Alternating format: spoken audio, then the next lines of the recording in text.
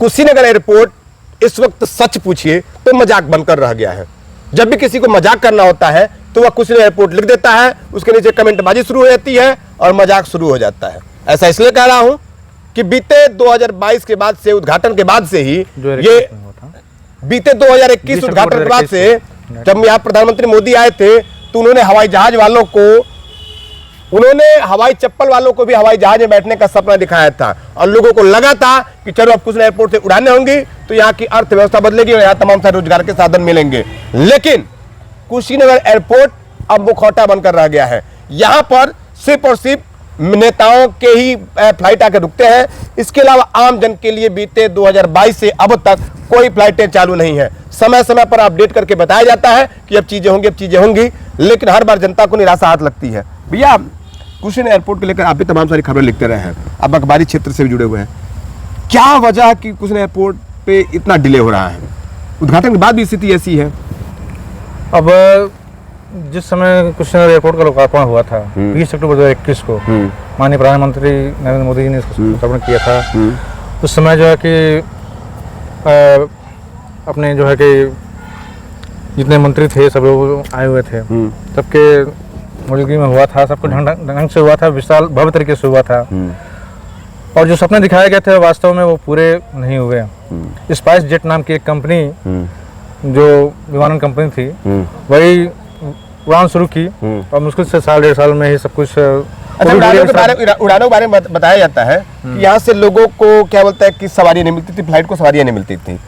क्या वजह थी सवारी नहीं मिलती थी, या ये अफवाह फैला गया? ये सवारियां तो उसमें हम लोग कई बार खबर लिखे, मिलती थी लेकिन रेगुलर नहीं मिल पाती थी। जैसा रेगुलर के पीछे एक वजह थी कि जी सर, अब आप यहाँ से बंगलोर की फ्लाइट चालू करते थे, आप यहाँ से मुंबई की फ्लाइट चालू करते थे, जबकि यहाँ से मैक्सिमम लोगों को कहाँ जाना है, कुछ लोग को लखनऊ जाना है, कुछ लोग को दिल्ली जाना है, उसके लिए हफ्ते में एक बार फ्लाइट थी। तो जब अब चीजें यहाँ पे, अच्छा इसके अलावा एक फॉल्ट और था कुशीनगर एयरपोर्ट को लेकर। वो व्यक्ति जो दिल्ली से गोरखपुर आ रहा है, उसका किराया और यहाँ के किराए में 3500 रुपए का फर्क आ रहा था। अगर वो कुशीनगर एयरपोर्ट पे उतरता है तो उसको 3500 एक्सेस देना पड़ता था, तो वहां पे 3500 का फर्क आ जाता था। ये ऐसा लोग बता रहे थे। तो ये भी तो एक बड़ा वजह हो सकता है कि इतना फर्क आ रहा है, तो भाई कोई भी 2000 की गाड़ी बुक करके यहाँ पे गोरखपुर से कुशीनगर आ सकता है। ये भी बड़ा वजह था।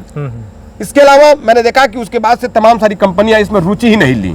रुचि नहीं लेने के पीछे क्या कारण था, कुछ आपको आइडिया है? कंपनियों का ये था कि मतलब यहाँ पे मतलब लोगों का उनका यही था कि मतलब पैसेंजर नहीं मिलेंगे।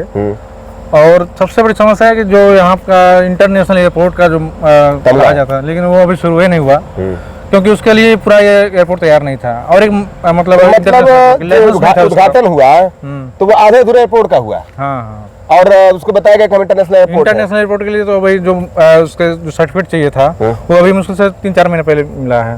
मतलब ये तो जनता के साथ मजाक हुआ ना, जनता को एयरपोर्ट के नाम पे जो लालीपाप दिया गया वो मजाक बन गया।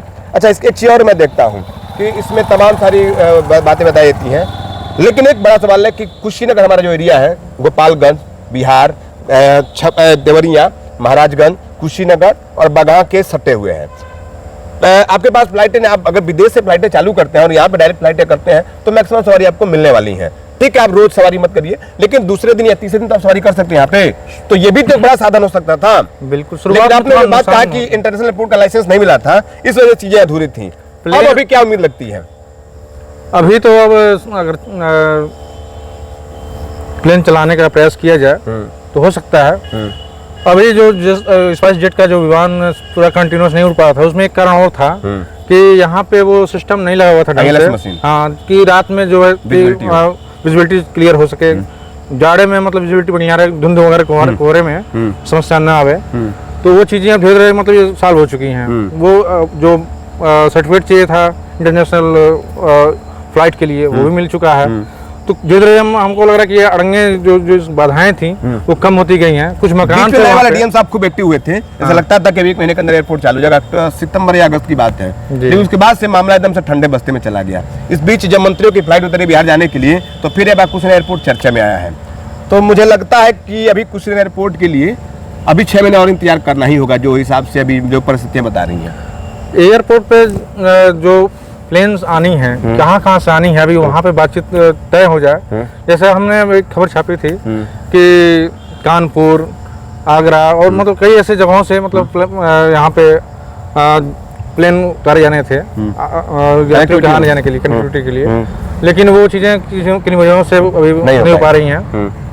तो जब तक मतलब प्लेन कहाँ से कहाँ जाना है, अगर वो चीज़ें सेट हो जाएं तो संभावना है कि मतलब यहाँ पे जो है कि फ्लाइट शुरू हो सकती है। तो मतलब अभी जो वर्तमान स्थिति है कि उसको अभी उम्मीद किया जा सकता है, अभी कोई अपडेट नहीं है बड़ा, अभी कोई अपडेट नहीं, बस यही है कि जो तो ये कुछ ना एयरपोर्ट को लेकर बड़ी अपडेट थी।